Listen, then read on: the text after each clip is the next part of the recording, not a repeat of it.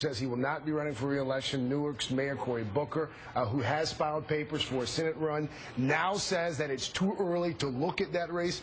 This is Cory Booker on Face the Nation. Take a listen.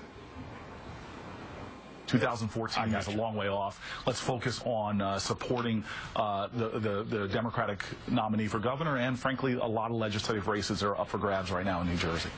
That kind of surprised me coming from Cory Booker. Did that surprise you at all? No. No? Cory Booker's had to tone it down ever so slightly. Someone got in his ear? Yeah, based on, I think, the initial kind of conflict before Senator Lautenberg announced that he would retire. I think that caused a little bit of ruffling of the feathers, if you will. So, yeah, he's had to definitely tone it down. I think we can expect to hear from him soon as the Democratic nominee is settled on the governor run. But Chris, this is the BuzzFeed headline from today. You know, this again, that was Cory Booker this morning. Here's the BuzzFeed headline from today: Cory Booker heading to Palm Beach for Senate fundraiser. Yeah, I think an alternative headline there would have been, in reaction to Booker saying it's too soon, the alternative headline should have been, "Oh, please, come on." The man's running. Yeah. All right. Yes, he does still have a day job in Newark, and it's an important day job.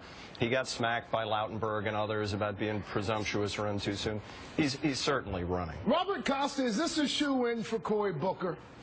I think so. And the Face the Nation comment's really smart politics, because you have so many races in New Jersey. Always has an off-year election in New Jersey. There's a governor's race, state legislator's race. So what Cory Booker did right there is he's saying to those New Jersey state politicians, I'm not going to mess with your fundraising. I'm going to help you out. But remember, come 2014, I have a clear path. With Lautenberg out of this race, it's Booker's to lose. So it's all Cory Booker. I mean, we think it's a done deal. I think that we also have to pay attention to campaign coffers, right? We have Senator Rep. Holt and Rep. Pallone, who have expressed interest. Frank Pallone, sure. I know Rep. Holt, they said that he has $769,000 in his campaign coffers, and Pallone has over $3.4 million.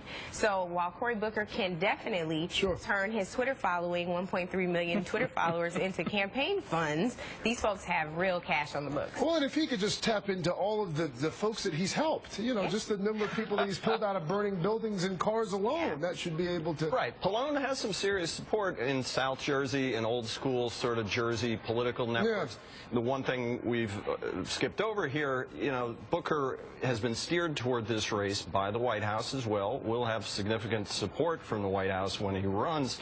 You know, they want him there rather than opposing Christie, so that's going to be a major boost. Let's talk about Chris Christie. You just brought him up there. Christie drew the ire of a number of Democrats this past week. He headed out to California, hanging out with Mark Zuckerberg there for a fundraiser, and there have been some grumblings from left-leaning folks in this country who seem to be embracing Chris Christie. Robert Costa, does that surprise you?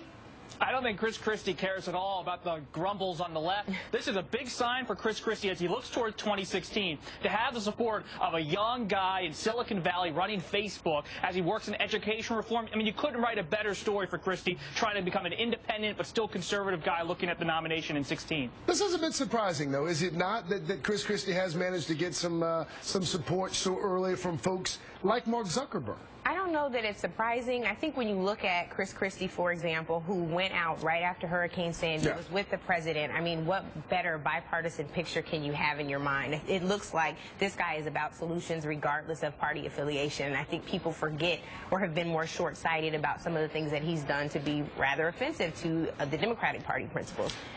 Yeah, and we love talking about politics, and it's important here. But you got to remember, governors of states have a heck of a lot of operational responsibility. And whether it's Sandy, whether it's a school system, pro-con, you know, how Christie has played it, he's trying to help the state recover, and he's trying to get kids through school in Newark, and he's got a lot of lift there. If Chris Christie loses 150, 200 pounds, what does that do, if anything, what does that do for his chances at the presidency? I don't know about his chances for the presidency. You know, he's more interesting, I think. Because we love a comeback story in this country, do we not? Craig, I'm sick and tired about hearing about Christie's weight. Let's focus on his business with Zuckerberg, focus on his policies, his politics. But if this becomes for the next 3-4 years, we're talking about his weight, come on, give me a break. It's a distraction. Robert Costa, I mean, listen, I'm not raising any questions that haven't been raised before, but when you are the leader of the free world, when you are president of the United States, the expectation is that you are going to be reasonably healthy and be able to fulfill your term. There have been folks who have been... Craig, you're raising a fair question. I'm just saying, as a political journalist, it's 2013, and I'm already exhausted by these Christie weight questions. That's all. All I'm saying is that if he drops 150 pounds, I think there are a lot of people in this. We love a comeback story. Have you not seen the ratings for The Biggest Loser? I mean, right. No, exactly. But you also Huckabee. have the issue of if it's not weight, it's age. If it's not age, it's Right. race. If it's not race, it's gender. It's always so something. There's always going to be. You'll always be to something. You got to be. And at the end of the day, I think that weight is a valid concern. It doesn't mean that you can't win. It just means that it's something that he's got to pay attention to, and he's acknowledged it himself. And I don't appreciate you, Robert Costa, even implying that I am a weightist, by the way. Coming up next, pick your Pope. It's